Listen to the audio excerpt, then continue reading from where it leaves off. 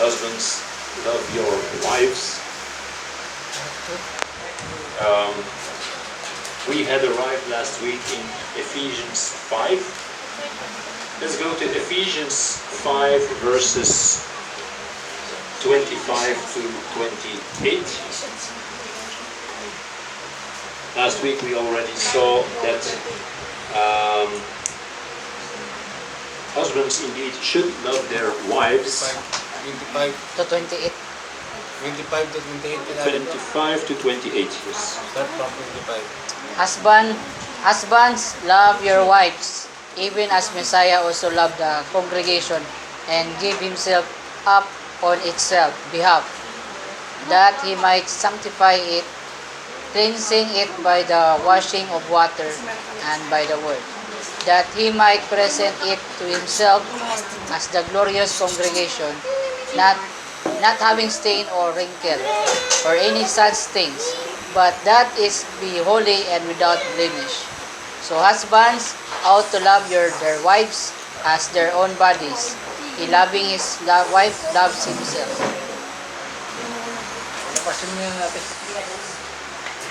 So the Messiah's love sanctifies and cleanses the body.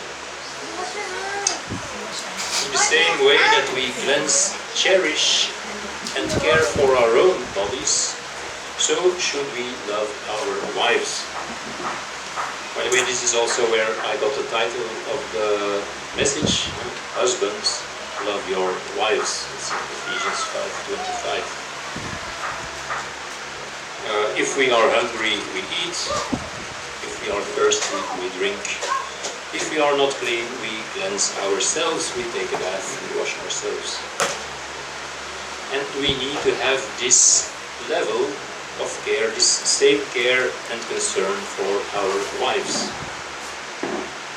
And we should take care of the physical and spiritual needs of our wives in this same way. For as Adam said in Genesis 2:23, maybe we can go there, read again what Adam said, Genesis 2:23.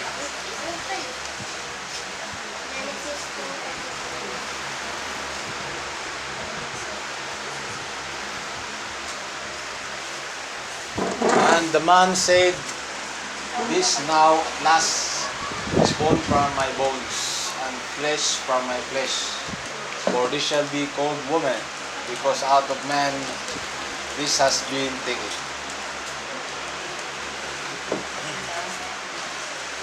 Eve, the first woman, was taken out of man. All the more reason for the husband to love his wife as his own body. Let's continue reading in Ephesians 5:29 now. Or let's again read verse 28 to 33. 28 to 33. So husband ought to love their wives as their own bodies. The loving his wife loves himself.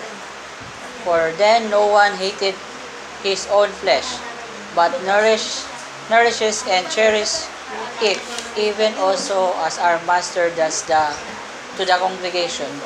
For we are the members of his body, of his flesh, and of his bones. For this, a man shall leave his father and mother, and shall be joined to his wife, and the two shall become one echad flesh. Genesis 2:24. This is the great mystery, but I speak as to the Messiah and his congregation. Nevertheless, let every one of you so love his wife as himself, and the wife that he gave reverence to the husband.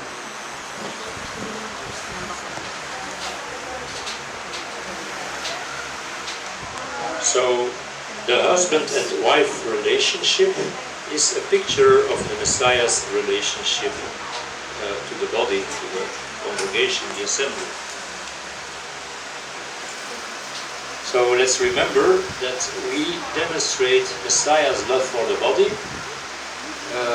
to our children with the way we treat our wives. daughters to grow up being submissive, humble, and wonderful blessings to their future husbands? That's a question, I think most people today actually don't want that, their daughters to grow up being submissive to their husbands. They want their daughters to become, I don't know, professors, doctors, engineers, to have a big job. That's, I think, for most people, their first priority. Teaching them to grow up as being submissive and humble to their future husband is maybe not even a priority. It should, however, be a priority among us in the congregation. So if we want them to grow up being submissive to their future husband, then we need to show them how wonderful it is to be submissive when a husband prefers, honors, and respects his submissive and humble wife.